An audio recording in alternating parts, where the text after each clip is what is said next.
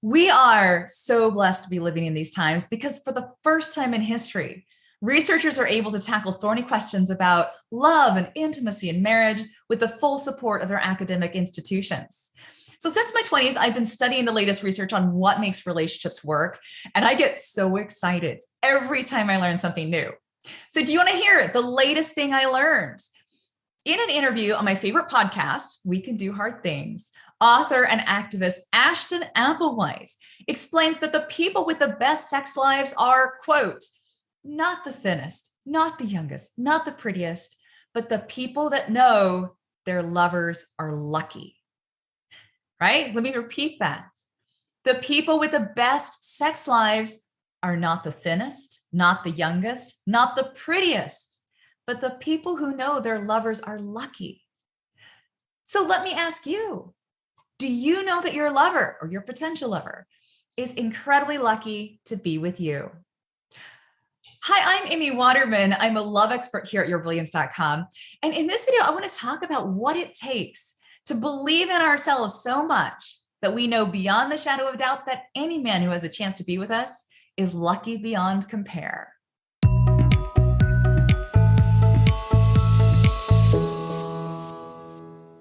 So let's go back to that tricky question. When you're with your partner or you're out on a date, do you know how lucky that man is?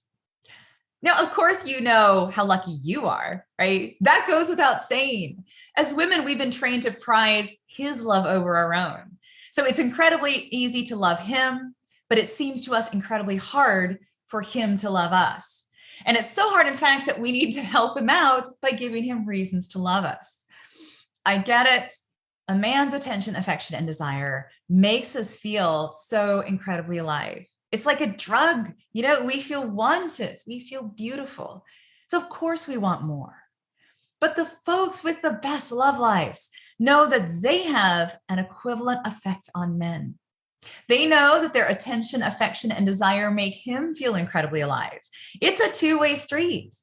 And as great as his attention feels, they know that they're giving him an equal gift by sharing their company with him.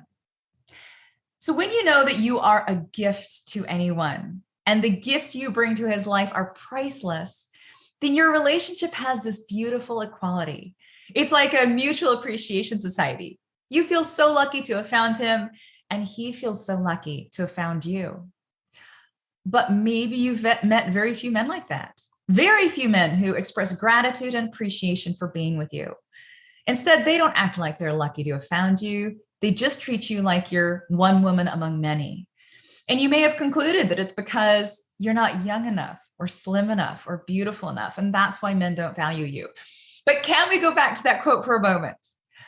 The people with the best sex lives are not the thinnest, not the youngest, not the prettiest, but the people who know their lovers are lucky. So if you don't go out on dates and meet men with that bedrock belief that they are lucky to be spending time with you, then of course they're not going to see your value. People tend to believe about us what we believe about ourselves. So if you believe you're awesome, then you show up in all your awesomeness. And people will assume you have a good reason to be that confident. You must know something about yourself that they don't. They will take your word for it. But what happens more often is that women show up on a date just hoping to be liked. They don't show up on that date liking themselves, and to hell with him if he doesn't feel the same. They show up knowing every single one of their flaws, hoping against hope that he won't notice their age or their weight or what have you. They show up hoping that if they can just show him what good company they can be, what a good conversationalist they are, how sweet and kind and thoughtful they are, then maybe he'll want to see them again. Does that work?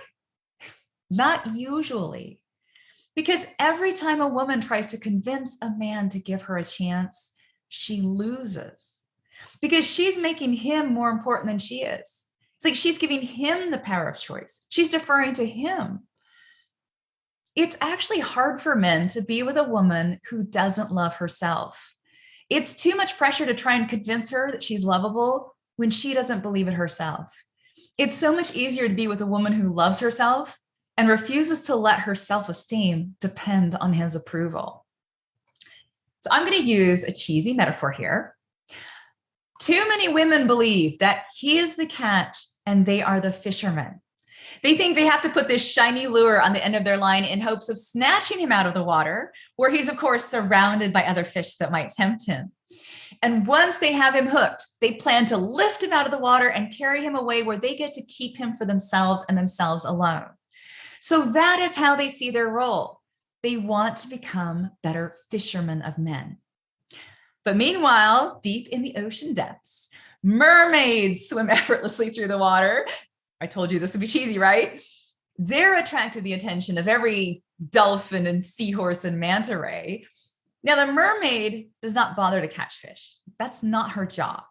Her job is simply to be. She enjoys herself. Like, she enjoys just being who she is.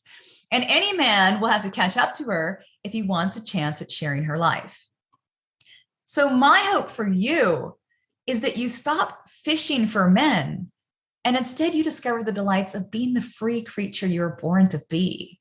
So what if your body doesn't match conventional standards of attractiveness? It still feels good, right? It still moves with grace. How often do you lavish care on your body? Like, how often do you touch your arms and your face and your legs? How often do you just tune into the pleasure of movement? If you don't feel lucky to have this body that you have, it's going to be very hard to convince him that he's lucky. But when you feel lucky to be who you are, and when you know that any man who gets to be with you is lucky, then you don't tolerate anyone who treats you carelessly. No one else gets to determine your value. You know your value, and you communicate that value in every single encounter with men. Now, one of the ways that I teach women to break free from men's approval and know their value is by embracing their inner bad girl. So you can learn all about your inner bad girl in my course, The Pleasure Principle. You can check it out using the link below. Take really good care of yourself, and I will see you next time.